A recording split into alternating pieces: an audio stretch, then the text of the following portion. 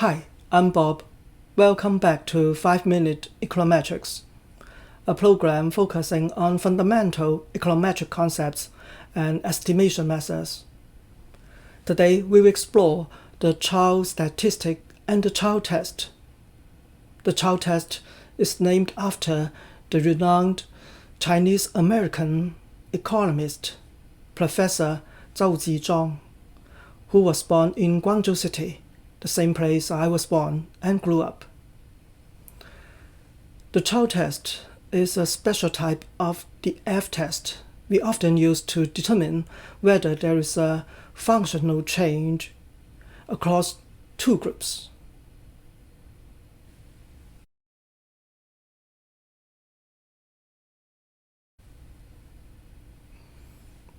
The Chow test is a test for differences in regression functions across groups. Suppose we want to know how the grow-up environment and education affect earnings. We can estimate a model relating workers' hourly wages to their parents' income during their childhood and the years of schooling completed. We may wonder whether men and women follow the same regression function. That is, whether there is no difference between men and women concerning the relationship between wages and parents' income and education. We can use a model containing the gender dummy variable and the interactions involving gender. We test the null hypothesis that the intercept and slopes are the same for both male and female workers. The alternative hypothesis is that one or more of the parameters differ by gender. Then we can compute the F statistic. The residual sum of squares form of the F statistic requires finding the residual sum of squares from the unrestricted and the restricted models. We have already discussed the usual F-test before. There is another way to compute the residual sum of squares. That is the Chow statistic for the Chow test. To test whether the two groups of people have the same functional structure, we can compute the Chow statistic. The Chow statistic is an F-statistic. It is also calculated using the residual sum of squares from the unrestricted model and from the restricted model. It differs from a usual F-statistic in how to calculate the residual sum of squares from the unrestricted model. The unrestricted model is the model without restrictions. That is, the model with the group dummy, female in our example, and all the interaction terms involving the group dummy. Previously, we regressed this long model and obtained the residual sum of squares. However, if there are many explanatory variables in the model, then we have a lot of interactions. The Chow test avoids such a burden and obtains the residual sum of squares from two separate regressions without the group dummy variables and any interactions. We fit the model separately for male and female workers and get the residual sum of squares from each regression. The sum of the two separate residual sum of squares is the residual sum of squares for the unrestricted model. That is to say, in the past, we needed to use the group dummy variable and all the interaction terms to find the unrestricted residual sum of squares. But now, we simply estimate two models for the two groups without any dummy variables or interaction terms. We then compute the residual sum of squares from the restricted model as in the usual F-test. The restricted model is the one imposing the restrictions. The restriction is the null hypothesis. In our example, the coefficients of the female dummy and all its interaction terms are 0.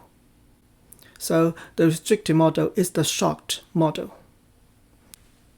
The final step is to calculate the Chow statistic. It has the same form as the usual F statistic. The only difference is that we replace the unrestricted residual sum of squares with SSR1 and SSR2. Therefore, in the Chow test, we don't need to estimate a model with the dummy variable and all the interaction terms involving the dummy variable. The Chow statistic follows an F distribution under the null hypothesis. We can compute its p-value to determine whether there is any difference between the two groups in their functional structures in a certain significance level. Coming back to our regression model, we regress log hourly wages on parents' income and years of schooling.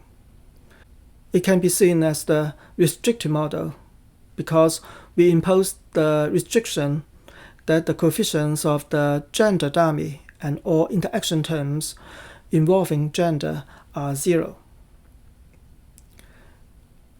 In the first step, we estimate the model for male and female workers separately and store the two residual sum of squares, SSR1 and SSR2. In the second step, we estimate the model using all observations, including both men and women.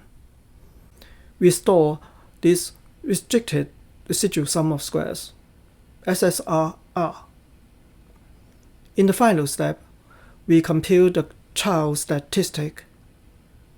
K is the number of explanatory variables in the model. In our case, K is 2.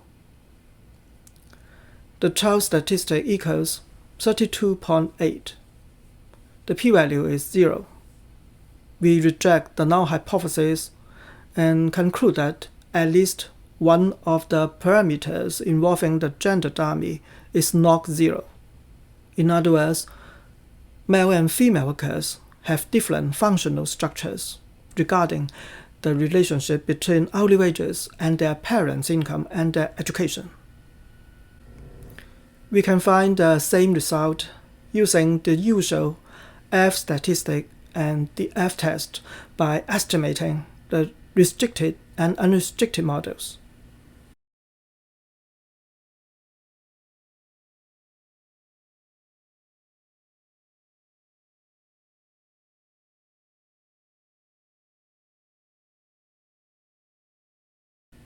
Or we can use Stata's test command to perform the F test after running the unrestricted model.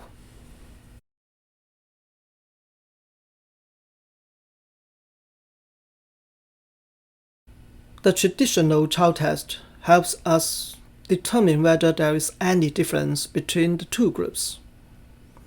However, we are often only interested in the slopes and allow the intercept to differ across groups.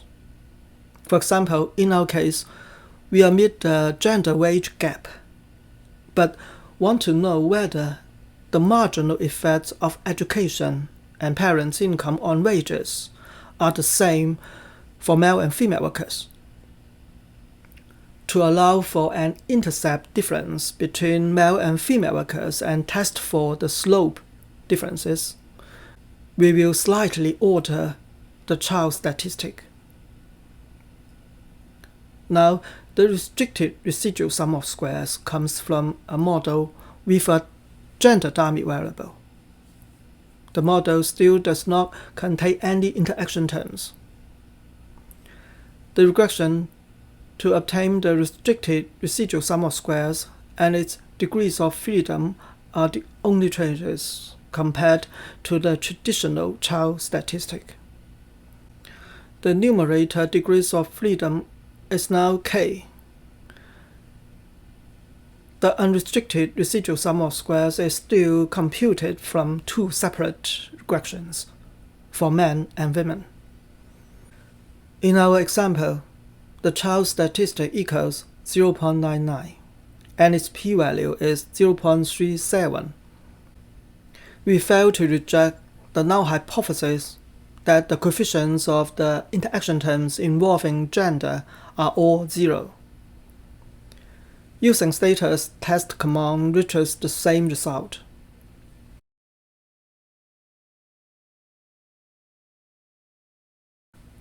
Since the traditional Chow test suggests that at least one of the parameters involving the female gender variable is not zero, and now the variant Chow test indicates that all the interaction terms of the female dummy variable should be zero, we can conclude that the best model allows for an intercept difference only. Today, we discussed the Chow statistic and the Chow test, including its variant version. The Chow test is often used to determine whether there is a functional change across groups. If we fail to reject the null hypothesis, we can conclude that the two groups of people have the same regression function and follow the same functional structure. If we reject the null hypothesis, there is evidence of functional change between the two groups. Thank you so much for watching this video. See you soon. Take care.